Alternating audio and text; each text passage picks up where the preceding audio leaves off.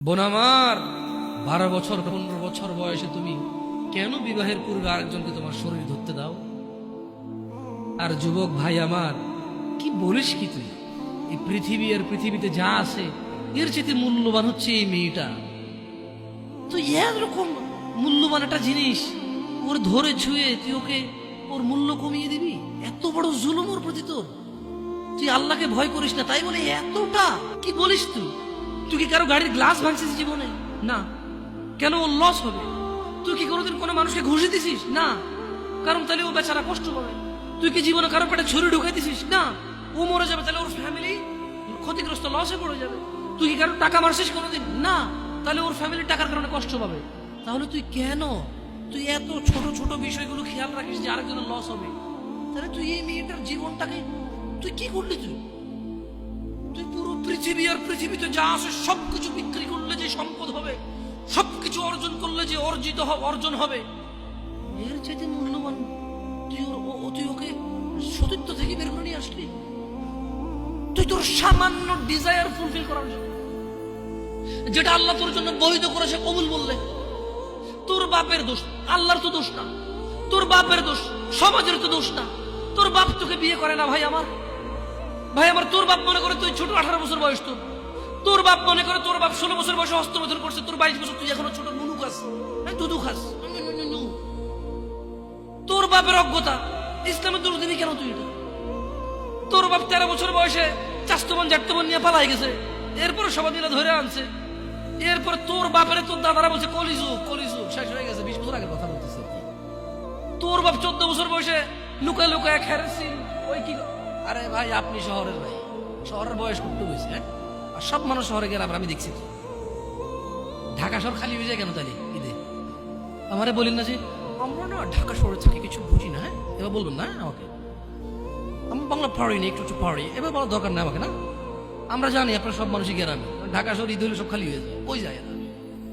হ্যাঁ, তোর বাপ ওই যে এখন কেউ বলে না যে সুপারি বাগান চেনেন না, ওই যে খেরের চিন, এগুলো বোঝেন না বলেন না আমার। জামশেদ ভাই যে কন্টেক্সটে কথা বলার বুঝে আসবে, হ্যাঁ, একটু শিখলে তো ও বলার দরকার নেই। কেমন? আমি জানি আপনি বোঝেন না, বুঝেন ভালো কথা।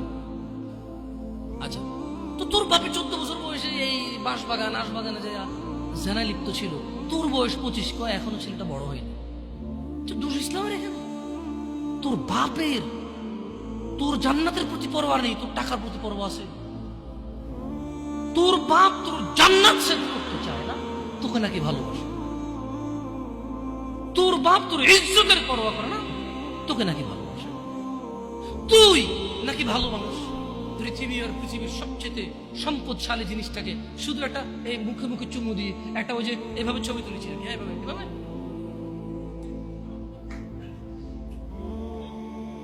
এরপরে ফোল্ডার বানায়, ফোল্ডার লক করে রাখছে যাতে কেউ না জানে। এরপর ওই মেয়ের বিয়ে ঠিক হয়ে গেলে ধমক দেয়, ছবি পাঠাবো একটা একটা। সামান্য ডিজায়ার যেটা তোর হালাল ভাবে আল্লাহ দিয়েছে, একটু সবর কর, একটু সবর কর। তুই ক্লাস 5-এ পড়তেছিস, 6-এর জন্য ওয়েট করতেছিস না? তুই ক্লাস 8-এ পড়িস ভাই আমার, ছোট পিচ্ছি সোনামণি ভাই আমার। তোকে আমি আমার মাথায় রাখি, তুই বলছিস রাগ করিস না। তুই বললে আমি না অত তো সিনেমা নাটক দেখি না, তোরাই কস। তুই বললে আপন, তাই করে আপন করে বলতেছি। আবার কইস না হুজুরের ব্যবহার খারাপ। উনি তুই করে কেন বল? উনি এভাবে কেন কথা বলেন? নিজেকে কি মনে করে? না, তোরাই ডায়লগ দিস। আসলে তুই বললে আপন মনে, আমি এই জন্য ভাই তোরা আমার কিছু তুই বললে আপন। আমি তো সৌদি আরব বড় হয়েছি, আমি তো দেশে বড় হইনি। আমি আসার পর সব ডায়লগ দেখছি। আসলে আপন জনকে তুই বলে, হ্যাঁ তুই বললে আপন মনে, আমি তোরা আপন মনে করি। 1450 বছর আগে আল্লাহ আমার কাছে তুই আমার ভাই, কত আপন তুই চিন্তা কর। তোরা তুই কমু না কারে কমু রে ভাই আমার? তুই আমার আচরণে যাইস না। হ্যাঁ, তুই আমার কত পুরনো ভাই তুই জানিস? আমার মায়ের পেটের ভাইটা আমি যেদিন জন্ম হয়েছি বুঝতে পারছি, সেদিন আমাকে আমার বাপ মা, আমার পরিবেশ বলছিল আমার মায়ের পেটের ভাই।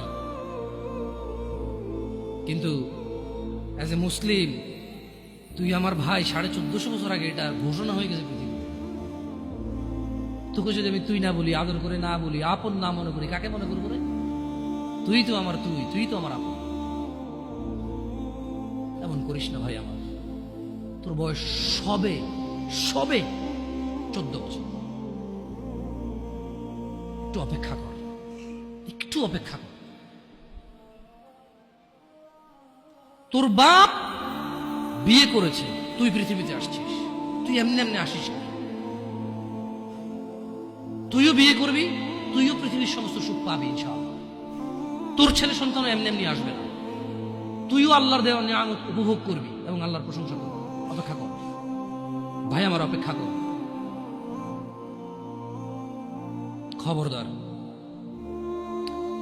বেখেয়ালি হওয়া যাবে না, বেখেয়ালি হওয়া যাবে না।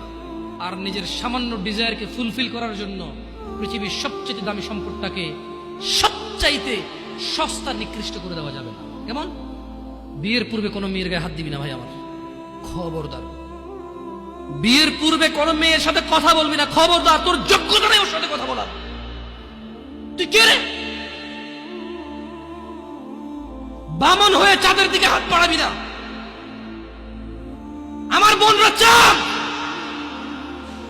ওয়াল্লাহি যেদিন ইসলামী শাসন আসবে, যেদিন ইমাম মেহেদী আসবে, যেদিন ঈসা আলাইহিস সালাম আবার আসবে, ওনার বন্ধের উপর যারা হাত দিবে উনি হাত কেটে ফেলবে। তুই বামন হয়ে চাঁদের দিকে হাত বাড়াইস না। আমার বোনরা চাঁদ, ইসলাম মেয়েদেরকে চাঁদ বলেছে আর তোকে বামন বলেছে। বেটা তুই বেটা ছেঁড়া খাতায় শুয়ে লাখ টাকার স্বপ্ন দেখিস, বিয়ের আগে মেয়ের গায়ে হাত দিস? তোর সাহস কত? তোর সাহস কত? তুই জানিস না মুহাম্মদ সাল্লাল্লাহু আলাইহি সাল্লাম বলছে নেক স্ত্রী দুনিয়াতে যা আছে ওর থেকে বেশি উত্তম। তুই কি করে ওর গায়ে হাত দিস বিয়ের আগে? তোর সেই যোগ্যতা আছে বল? তোকে আল্লাহ জাহান্নামে ফেলবে, তোকে আল্লাহ জ্বলন্ত আগুন নিক্ষিপ্ত করবে, তোর শরীর পচবে, তোর শরীরের গন্ধে জাহান্নামীরা থাকতে পারবে না। তোকে এত নিকৃষ্ট